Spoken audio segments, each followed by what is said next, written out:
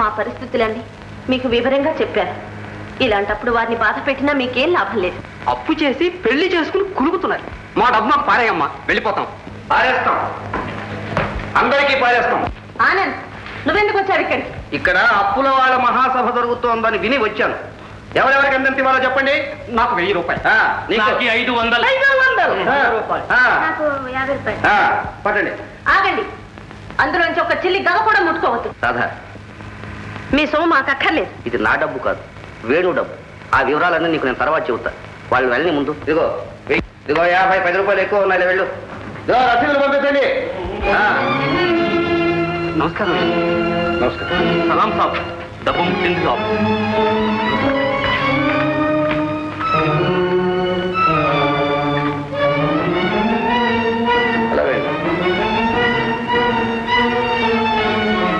రాధా, ఏమిటి?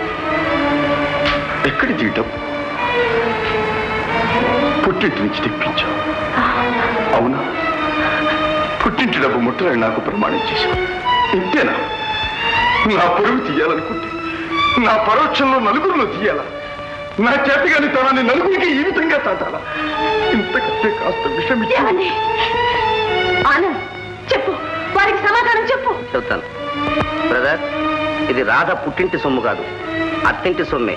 అంటే నీ సొమ్మే అవుతుంది, కాస్త నువ్వు అడ్జస్ట్ చేసుకోగలిగితే. అంటే మీ అభిప్రాయం? నర్తకి నలిని పేరు వినే ఉంటావు. విన్నాను. వచ్చే వారం ఆమె నాట్య ప్రదర్శన ఉంది. దానికి నువ్వు సంగీతం సమకూర్చి పాడాలి. దానికి ఇది ప్రతిఫలం కాదు, కేవలం అడ్వాన్స్ మాత్రమే. ఏమంటావు వేణు? మాకు అక్కర్లేదంటారు. అవును, మీకు అక్కర్లేదని నాకు తెలుసు. డబ్బు లేకుండానే మీరు బ్రతగలరని కూడా నాకు తెలుసు. అందుకని ఆ డబ్బు అప్పుల వాళ్ళకి ఇచ్చేశాను. అది మళ్ళా వాళ్ళు తిరిగి ఇవ్వరు కదా. అసలు నిన్నెవరేమన్నారు? అతను ఊరుకో. బరువు బాధ్యతలు మోయాల్సిన మగాడిని ఆలోచించుకొని వేణు కమాండ్ చేస్తాయి. తెలివిగా ఇరికించు.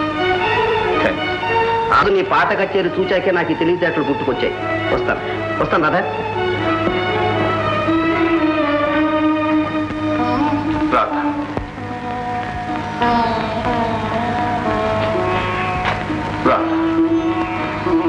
ఒక నర్తకి పక్కన నేను పాడటం నీకు ఇష్టం లేదని నాకు తెలుసు. కానీ ఏం చేయమంటావు? ఉద్యోగం కోసం ఎక్కిన గుమ్మమే కానీ ఎక్కని గుమ్మం లేదు.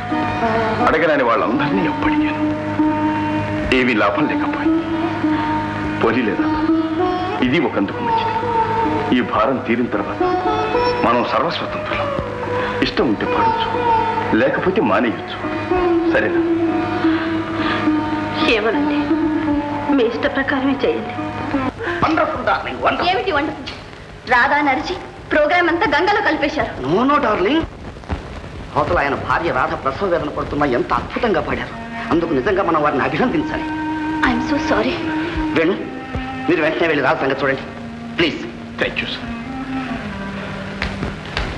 రాధ ప్రసవ వేదనలో ఉందా? అవును, మనసు అక్కడ. నీ కళ్ళ ముందు కనిపించింది నువ్వు కాదు, రాధ. వినిపించింది సంగీతం కాదు, రాధ మూల్గులు. అతను అనుభవించింది జీవితం, నీకు వినిపించింది పాట. That's all right. వెళ్దాం పరడాలి.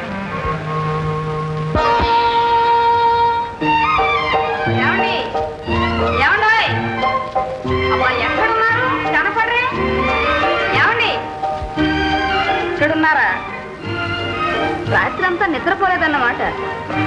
నాకు తెలుసులేండి, మీరు ఇక్కడున్నా మీ మనసు అక్కడే ఉంటుందని. లేదు, అక్కడే నువ్వు పొరపడుతున్నావు. ఏమండి, విన్నారా? ఆడపిల్లండి. ఆడపిల్ల లేడి పిల్ల నాకెందుకు? సంబడం చెప్పొచ్చింది, సంబడం. ఫోన్లేండి, ఇక నేనేం చెప్పండి. ఇగో మాట ఏంటన్నావు? ఆడపిల్ల? చాచా, మగపిల్లడైతే కొంతవరకు నయం. ఆడపిల్ల అయితే అందంగా ఉండాలి. అందమా కుందను బొమ్మంటే నమ్మండి. అంత అందంగా ఉంటుందా? అచ్చం మీ పోలికే. నన్నేం ఉడికించక్కర్లే.